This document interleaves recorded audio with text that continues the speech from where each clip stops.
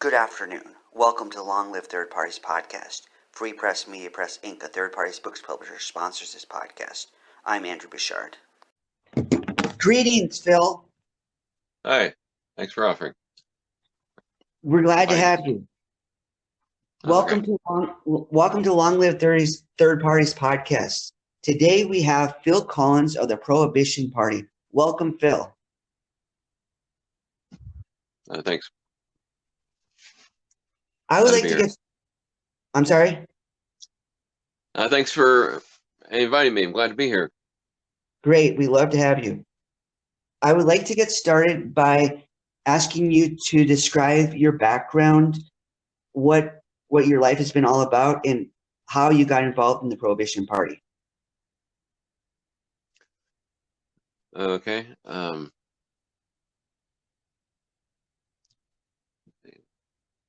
I'm 54. I started reading about politics a lot when I was 9. I was 1976. I watched Republican and Democrat conventions, and I didn't know many other 9-year-olds who did that. And let's see, I have a BA in political science, University of Arkansas, and a master's in public administration from Sydney University of Seattle. I was in the Navy for 21 years, 11 active duty and 10 reserves. I was near Baghdad about 6 months. I joined the Prohibition Party in 2014 because at that time I lived near Chicago, and a friend of mine suggested I join because he knew that I agreed with a lot of that party platform, and he thought I could be the Illinois leader of that party. So I joined it, and I was the only member of that party in Illinois, so I guess it was the state leader.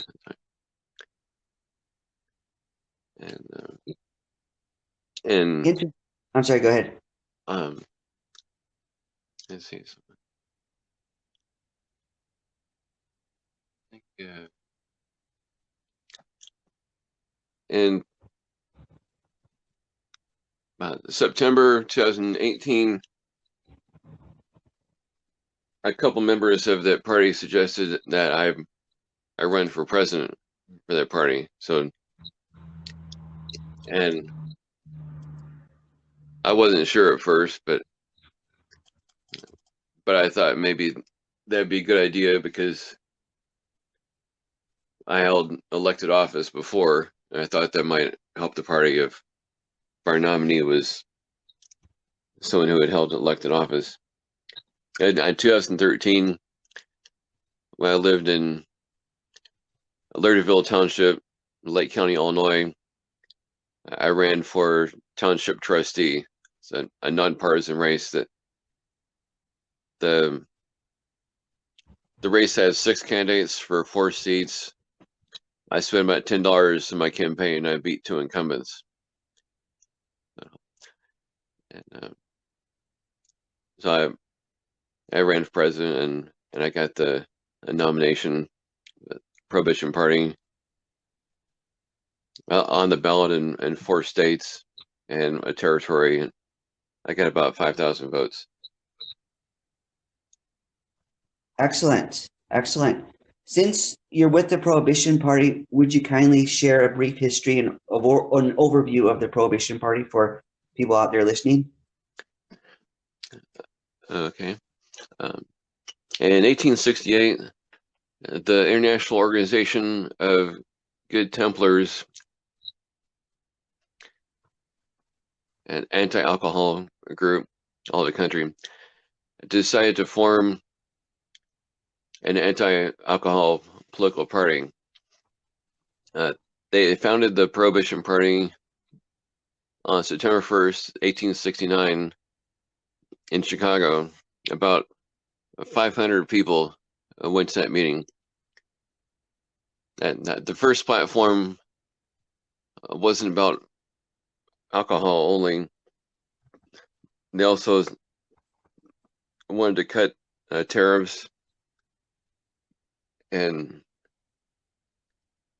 make sure Americans of all races and both sexes would be able to vote. Might have been a couple other issues, but those are the main issues. And since then, the party has had a presidential candidate each presidential election.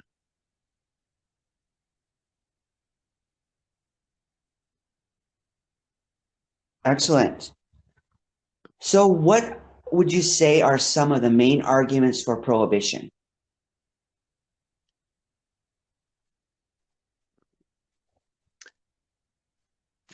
One of his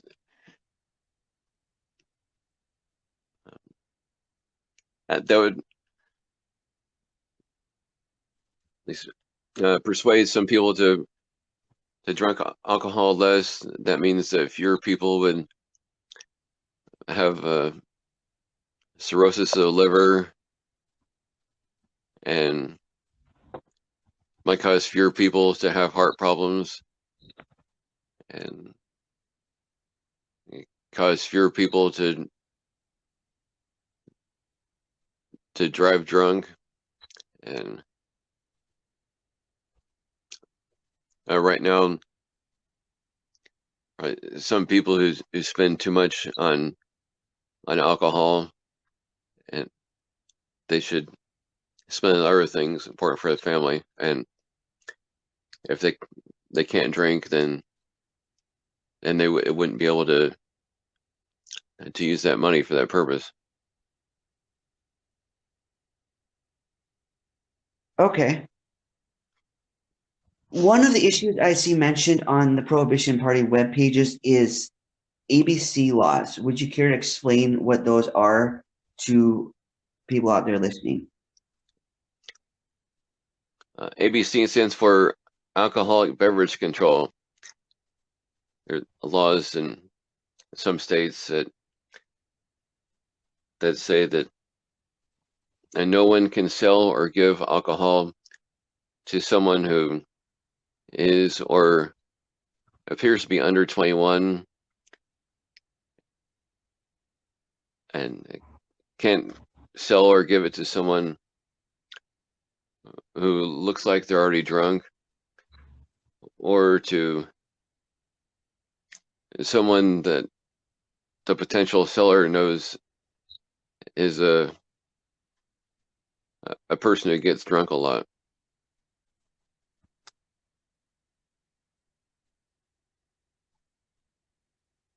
Okay. Also,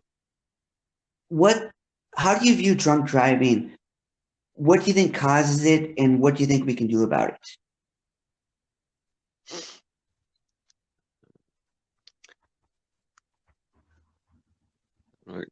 Is it caused by too many people thinking that they can drive very well after they've been drinking. Some people probably don't know how many drinks is too many. And So you think it's partially pride? I think it's what? Pride? Do you think people Oh, are too oh, confident in yes. themselves? Yeah, I didn't think of that, but I think you're right. Maybe probably. I'm sure what people can do about it. Maybe some states who don't already have harsh punishment for drunk driving going to increase their fines for it, because that might cause people to learn about the fines and and and stop doing that. I cause people to drink less or get designated driver. They drink, and maybe some groups like the Prohibition Party should try to put signs in bars telling how many drinks someone of a certain weight could drink to get to a blood alcohol level that's too high.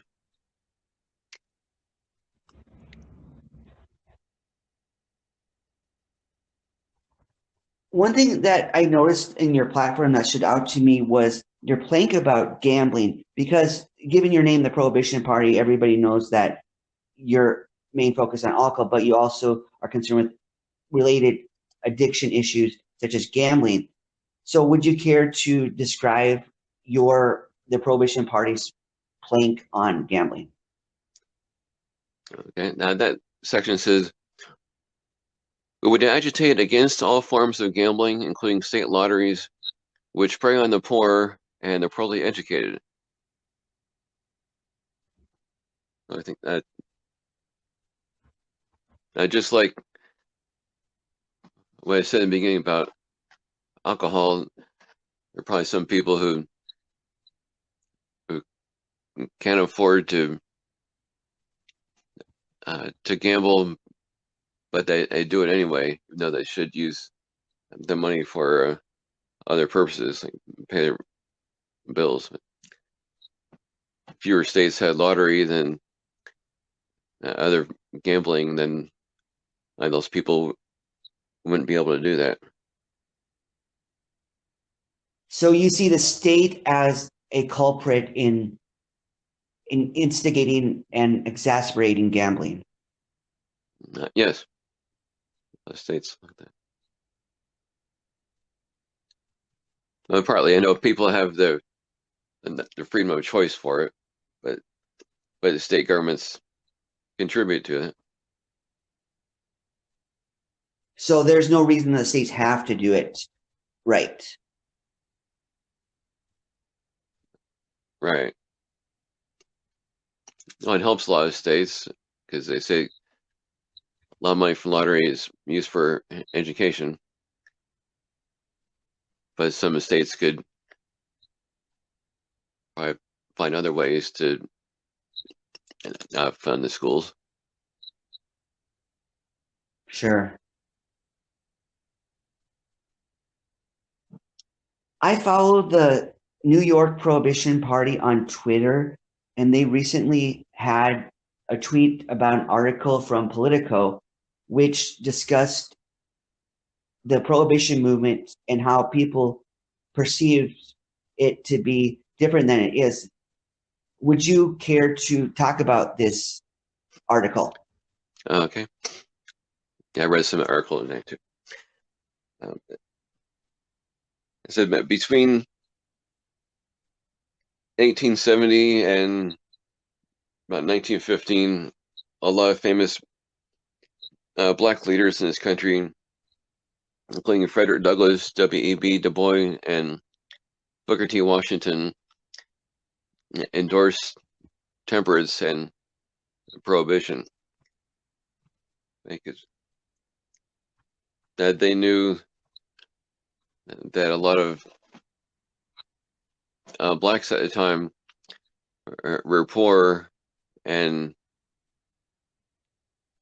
could barely afford to pay the bills that they really had to pay at the time, like rent and food and clothes for their kids, and so that they wanted people to drink a lot less alcohol so they could save their money for more important things. The article said not many people knew about that, because the founders of the Prohibition Party and a majority of the candidates in that party have been white, so not many people talk about the black leaders of the party. Interesting. The Prohibition Party I've read about some success you've had in recent years. You had a candidate that won a state electoral office. Kindly talk about that. State office. In Pennsylvania? Oh, it wasn't a state office. That is, well, James Hedges. He was the township assessor for Thornton Township, Fulton County. First time he ran in 2002, he was running for the Prohibition Party, but he also got a nomination for the Republican and Democrat parties. He ran as a write-in candidate in both of those primaries. So the ballot for the general election had his name for all three parties. So he easily won that. And then Oh my. 4 years later, he won again. I think that was just the Prohibition Party. And in 2007, the Pennsylvania legislature passed a law to abolish that office of township assessor all over the state. He kept the job until it didn't exist anymore. And in 2016, he was our presidential candidate. He got about 5,000 votes.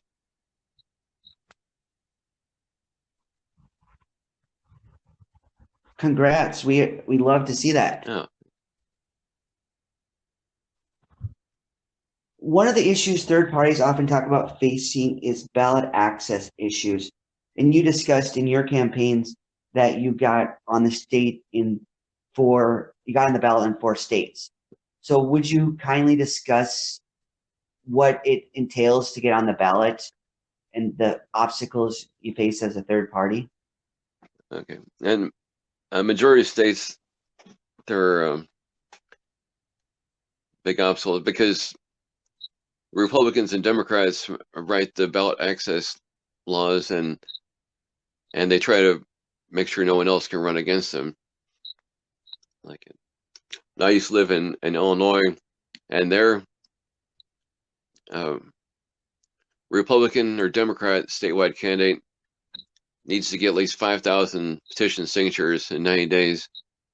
Any other statewide candidate, like independent, a third party candidate, needs to get at least 25,000 signatures in 90 days. And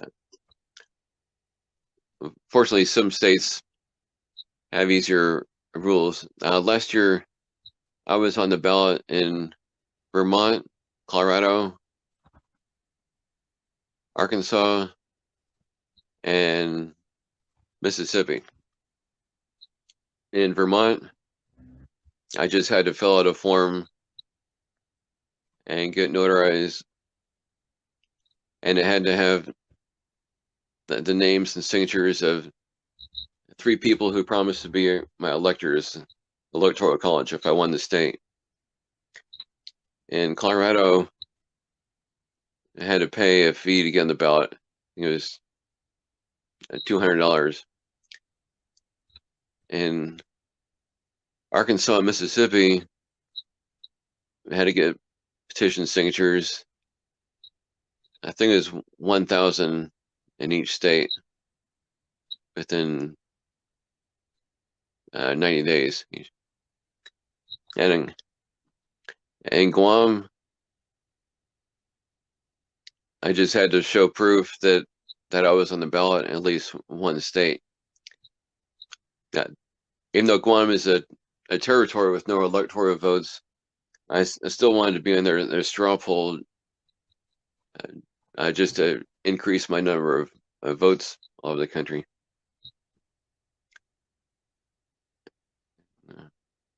So in order to get those signatures and to get the people to sign on to be electors in those states, did the Prohibition Party have representatives in those states, or how did you go about that? Well, we paid someone to go to the states and get signatures. And I think the person who did that work in Arkansas and Mississippi lives in Tennessee, so it was very convenient for him to go to those southern states. Oh, so he drove. He was nearby, so he drove to those Yes, states. I see. Has the Prohibition Party, either in your area or as a whole, built coalitions with third parties or others? yes. Now, last year I was on the presidential primary ballot in California for um, the American Independent Party, and that's the California affiliate of the Constitution Party. But since Prohibition Party agrees with the Constitution Party about many issues, that they said that it was okay if I was in the primary in their party, and so I won the primary. California has 93 counties. I think I won about 80 of them, and got about 30% of the vote. There are 5 candidates, and I guess now we're working with the American Solidarity Party in Arkansas. Both of us hired the same person to get signatures for us to make sure that our presidential candidate will be on the ballot in 2024. He's working on that right now. Wow, way to get a head Yeah, start. and those are only coalitions I can think of right now. Excellent. That coalitions are great. It helps to get momentum going and helps to fight in common Yeah, cause. So you're in Oshkosh right now, correct. correct? I wanted to ask you about that because I personally used to live in Wisconsin. I went to school at Stevens Point, and my mother lived in La Crosse, Wisconsin for a number of years. And in Stevens Point and La Crosse, they're very big drinking cities. Both of them have prominent breweries. And because of the size, a lot of people think that that's the only thing they can do is drink. So is Oshkosh drinking culture like that? Mm. Yes, I think so. I haven't read many statistics about that area, but I read Wisconsin is the highest a state with the highest percentage of binge drinkers, and so I work at Walmart. I see a lot of people with uh, University of Wisconsin Oshkosh T-shirts or sweatshirts, buying a lot of beer, and there seem to be a few uh, bars in the area closer. I'm not sure why I drink so. Maybe it's because Wisconsin has a lot of breweries, so people think it's fun to try beer from every kind of alcohol that's made in the area.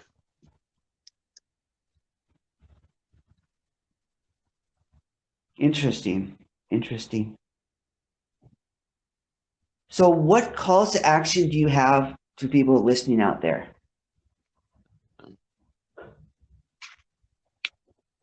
I hope people will read about all the harmful effects of alcohol and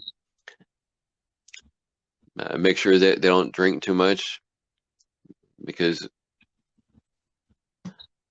they'll be healthier and live longer if they don't drink alcohol much. And they'll encourage others to learn about it, so they'll be healthier and not drive drunk. And also, people will read the Prohibition Party platform on our website to see that it lists about 10 issues. Some people might think that we just care about alcohol, but it mentions a lot of other things. So I hope people will learn about a whole platform and see whether they agree with most of it. Excellent. Do you have any books you'd recommend for learning about alcohol and its effects? No, I can't think of any certain books about it. I'm sure there are a lot of them. Can't pick the best one. Okay, fair enough. We'll just remind the audience out there to research that to get other opinions. And lastly, is there anything else you want to share with the audience out there? No. If I use Facebook, please like our party Facebook page and join our group. You can learn more about the party. And that's all I can think of. Okay, sounds great. Now, what is the address for Facebook that what's the username?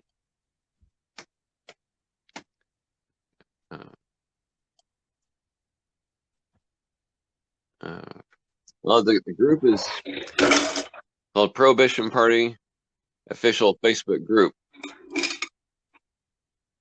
Okay. And the page is on Prohibition Party. Okay. All right. I will see what I can do about including all this in the show notes for the people out there that they can visit this information. Great. We thank you very much for coming on the podcast today and sharing the history and the current activities in your life about everything to do with the Prohibition Party. We appreciate that. Thank you for asking. Have yourself a wonderful day, Phil.